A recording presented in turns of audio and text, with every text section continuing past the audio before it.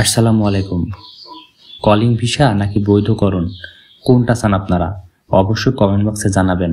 যারা calling ভিসাতে Malaysia যেতে চান তাদের জন্য, এবং যারা মালয়েশিয়াতে অবস্থান করছেন অবৈধ হয়ে, যারা সরকারের কাছে আসলে বৈধকরণ চান, এই বিষয়টি নিয়ে কথা হবে। মানে দুইটা ক্যাটাগরিতে কথা বলবো।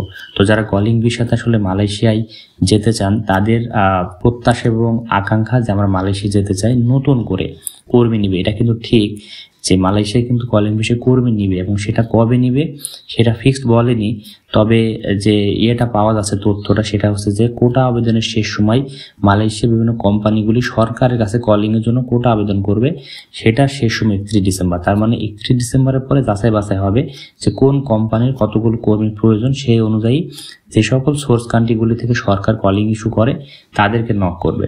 এখন 23 সালে বাংলাদেশে বিপুল পরিমাণ দুর্নীতি হয়েছে কলিং ভিসা নিয়ে। যে টাকার কথা বলা হয়েছিল সেই অর্থ না নিয়ে অর্থ বেশি করে নিয়েছে অভিযোগ আছে। তবে এখানে সমস্ত যে সকল অভিযোগকারী এজেন্সিগুলি আছে তারা কিন্তু এবার কাজ পাবে না।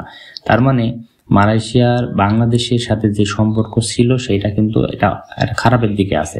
তার মানে বাংলাদেশে কর্মী সংখ্যা কিন্তু আগের থেকে কম নেবে, এটা কিন্তু ঠিক। এখন আপনারা অনেকেই পাসপোর্ট দিয়ে রাখছেন বিভিন্ন এজেন্সির কাছে, এটা কিন্তু ভুল করছেন। অতি উৎসাহী কোথাও পাসপোর্ট টাকা পয়সা এখন দেওয়ার প্রয়োজন নাই। আপনাকে যদি কেউ মেডিকেল করিয়ে রাখে তাহলে সেটা ভুয়া হবে। তো যাই হোক, এই হচ্ছে বিষয়। যদি কলিং ভিসা খোলে সেটা 26 সালের শুরুর দিকে সেটা বোঝা যাবে।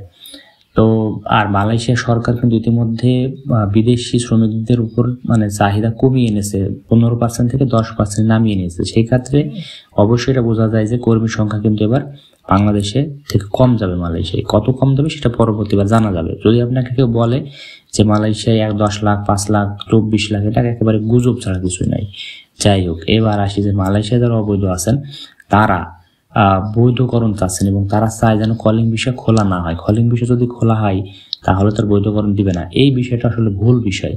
বৈধকরণের সাথে কলিং ভিসা খোলার কোনো সম্পর্ক নাই। কেন? কারণ কলিং ভিসা যে কর্মীগুলি নিবে তারা 3টা ক্যাটাগরিতে নিবে আর 10টা সাব ক্যাটাগরি। এই ক্যাটাগরির মধ্যে যারা অবৈধ আছে তারা আসলে দিবে না। যদি বৈধকরণ দেয়, শতকরা 90% কিন্তু কনস্ট্রাকশন ওয়ার্কার যারা মালয়েশিয়াতে অবস্থান করছেন, যদি বৈধকরণ দেয় তাহলে তাদের ওই ক্যাটাগরিতে বৈধকরণ দিবে।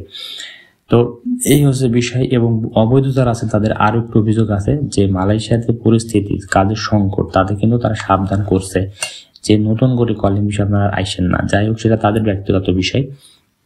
তো তাদের মতামত থেকে যে বিষয়টি উঠে আসে সেটা হচ্ছে যে মালয়েশিয়ার পরিস্থিতি কিন্তু আসলেই খারাপ আগের থেকে। তাহলে যদি খারাপ হয় তাহলে এই যে কলিং ভিসা কর্মী নিয়ে সে কোথায় আসলে ফেলবে? দেখেন, যারা আসলে খারাপ বলতেছে যে মালয়েশিয়ার পরিস্থিতি খারাপ, তারা হচ্ছে অবৈধ, তারা কাজের সংকট তাদের কাছে। কিন্তু মালয়েশিয়াতে আসলে কাজ আছে সেই সকল ক্যাটাগরি। তো সেই সকল ক্যাটাগরি যারা অবৈধ আছে তারা তো সেখানে কাজ করবে না। তো যাই হোক, সবকিছু মিলিয়ে আবারও বলি, যারা বৈধকরণ চান অবশ্যই জানাবেন, যারা কলিং ভিসা চান তারা অবশ্যই জানাবেন। ভিডিওটি শেয়ার করে দিন। শেষ পর্যন্ত দেখার জন্য অবশ্যই সবাইকে ধন্যবাদ এবং সাবস্ক্রাইব করে দিবেন।